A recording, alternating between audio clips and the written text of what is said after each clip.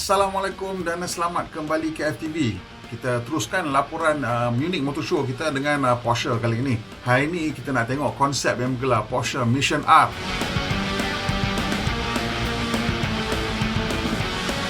Mungkin sekali adalah bayangan untuk model yang akan menggantikan Cayman dan Boxster sebagai kereta sukan bateri tengah zaman elektrik. Ya, betul, bateri, saya tak silap. Sebab untuk kereta elektrik, motor akan diletakkan pada ganda depan dan belakang lah, dan bateri akan menggantikan tempat enjin sebagai penentu pusat jisim dan juga pusat graviti.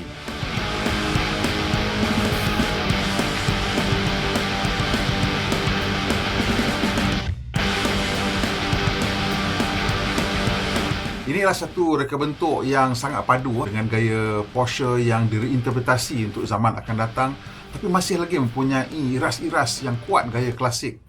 Gaya lampu depan ni kalau kita tengok mungkin ada iras dengan Taycan, tapi diberikan gaya yang lebih dramatik dengan aturan bilah berkembar di setiap ruang lampu. Kalau kita tengok daripada depan, kereta ni memang mempunyai DNA Porsche yang cukup kuat. Malah saya boleh bayangkan ini sebagai muka untuk 911 di masa depan. Cuma Porsche dah sebut bahawa mungkin sukar untuk menukar ikon 911 kepada kereta elektrik pada masa terdekat. Jadi kita tak tahu bila lah model ikonik itu akan berubah sumber tenaga. Tapi saya percaya satu hari akan berubah juga kepada kereta elektrik.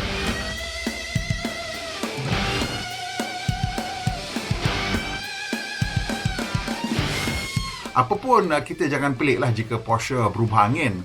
Kerana permintaan untuk model elektrik pertama mereka iaitu Taycan sekarang meningkat secara begitu banyak luar jangkaan sehingga ada senarai menunggu sepanjang 6 bulan. Kalau order sekarang, tahun depan tak tentu dapat lagi.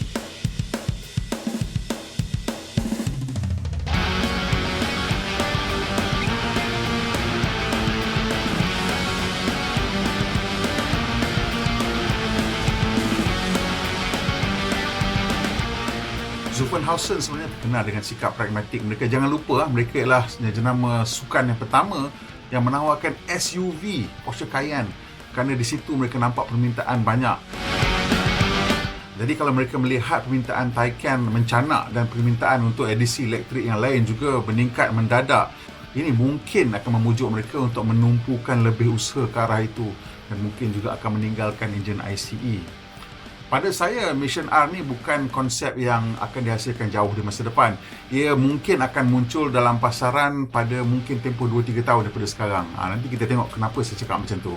Kerana hakikatnya untuk sebuah kereta jenama premium macam Porsche yang tidak mempunyai skala produksi berjuta unit setahun, model elektrik ni sebenarnya mungkin lebih menguntungkan daripada ICE walaupun sekarang ni pada kos-kos sekarang. Sebab dia orang punya volume untuk hasilkan enjin tu semua agak kecil. Jadi mungkin anjakan ke elektrik tu kurang mahal untuk mereka, ataupun kurang mahal relatif tu dia orang punya harga yang dia orang jualkan.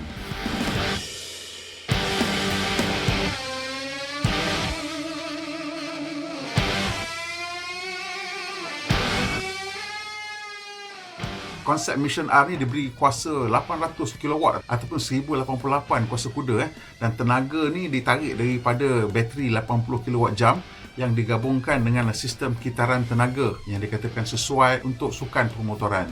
Dia ada regen sistem yang bagus dan sesuai untuk motorsports. Porsche membayangkan Mission R ni sebagai satu platform yang sesuai untuk siri perlombaan model tunggal gaya Porsche Carrera Cup.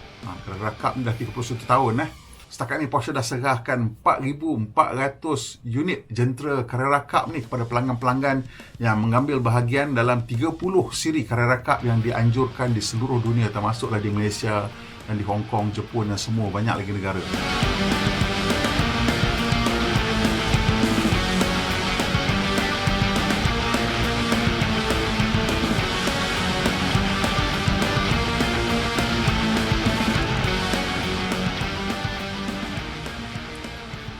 Mission R ni diberi sistem pacuan semua roda dan dengan itu dia boleh memecut ke 100 km sejam dalam tempoh yang kurang daripada 2.5 saat dan boleh mencapai kelajuan maksimal yang agak tinggi iaitu melebihi 300 km sejam, dan ianya dikatakan boleh menyaingi prestasi Porsche 911 GT3 Cup. Ini antara kereta mempunyai prestasi paling tinggi dalam senarai Porsche sekarang.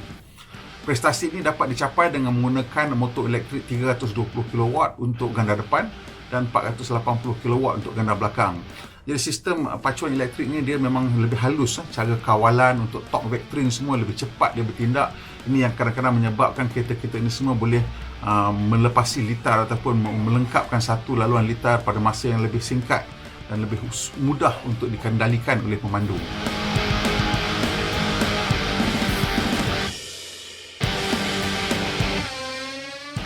Penggunaan motor dan juga bateri yang disejukkan dengan cecair membolehkan kereta ini menghasilkan 500 kW kuasa secara berterusan, iaitu satu tahap yang tinggi lah. Ini dekat-dekat dengan 700 lebih kuasa kuda.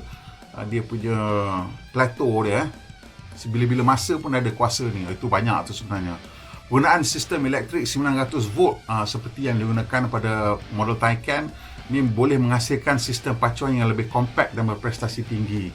Sebab lagi tinggi voltan dia, macam lebih banyak kepadatan kuasa dan juga boleh gunakan wire-wire yang tidak sebegitu tebal lah, kerana arus yang dibawa tak begitu banyak. Sistem 900 volt ni juga membolehkan bateri di-charge semula dari 5% sehingga ke 80% dalam tempoh 15 minit. Dan yang lebih pentingnya, lepas charge 15 minit tu boleh terus balik masuk ke litar. Pasal sistem tu memang boleh tahan dengan kegunaan lasak begitu. Ini saya rasa salah satu usaha pertama untuk menghasilkan sistem prestasi tinggi yang memang khusus untuk sukan permotoran. Tahniah pada Porsche.